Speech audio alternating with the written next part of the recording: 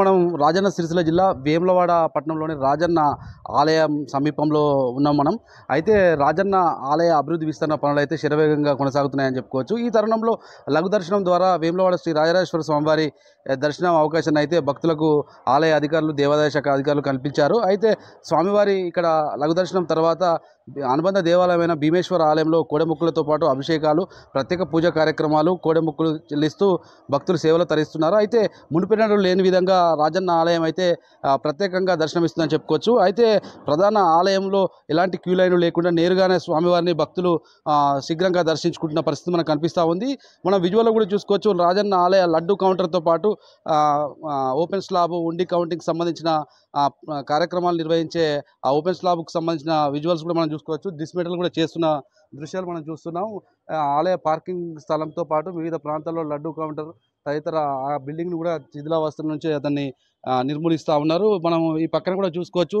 మన రైట్ సమీపంలో ఆలయ ద్వారం, ఆలయ చండికేశ్వర స్వామి, ఈ ఆలయం సంబంధించిన డెవలప్మెంట్, దక్షిణామూర్తి, ఈ ఆలయానికి సంబంధించిన అంశాలు కూడా చూసుకోవచ్చు. ఆలయం మునిపెన్నడూ లేని విధంగా మారిపోయి దర్శనమిస్తుందని చెప్పుకోవచ్చు. అయితే ప్రత్యేక పూజా కార్యక్రమాలు అనునిత్యం స్వామివారికి నిర్వహిస్తున్నారు. లఘు దర్శనం ద్వారా మాత్రం భక్తులకైతే ఆలయ అధికారులు, దేవాదాయ శాఖ అధికారులు అయితే దర్శనం కల్పిస్తూ ఉన్నారు. అయితే ఎలాంటి అవాంఛనీయ సంఘటనలు జరగకుండా పటిష్ట భద్రత నడుమ కూడా రాజన్న సిరిసిల్ల జిల్లా ఎస్పీ మహేష్ బి గీతే ఆదేశాల మేరకు ఇక్కడ టౌన్తో పాటు రూరల్ పోలీస్ సిబ్బంది మాత్రం సమన్వయం చేస్తూ రాజన్న ఆలయ భక్తులకు ఇబ్బంది లేకుండా ఈ అభివృద్ధి పనులు, విస్తరణ పనులు అయితే శరవేగంగా కొనసాగేందుకు కూడా ఈ కార్యక్రమాలు అయితే శరవేగంగా కొనసాగుతున్నాయి.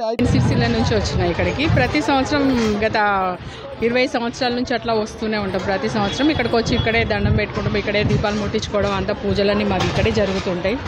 అయితే ఈ సంవత్సరం ఆలయ నిర్మాణం కోసం కొంచెం డిస్టర్బెన్స్గా అనిపిస్తుంది. అయినప్పటికీ పర్లేదు, సంతోషం. ఇది డెవలప్మెంట్ కోసం కాబట్టి మాకు హ్యాపీగానే ఉంది.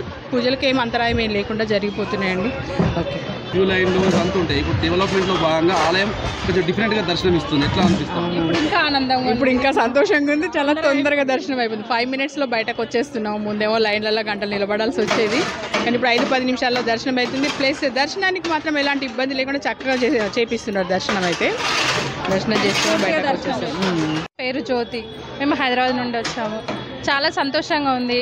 గత 20 ఏళ్ళగా మేము వస్తున్నాము, కానీ ఇప్పుడు డెవలప్మెంట్ కోసము చేస్తున్నా కానీ ఎన్ని ఇబ్బందులు ఉన్నా దర్శనం మాత్రం ఎలాంటి ఇబ్బంది లేకుండా జరుగుతుంది.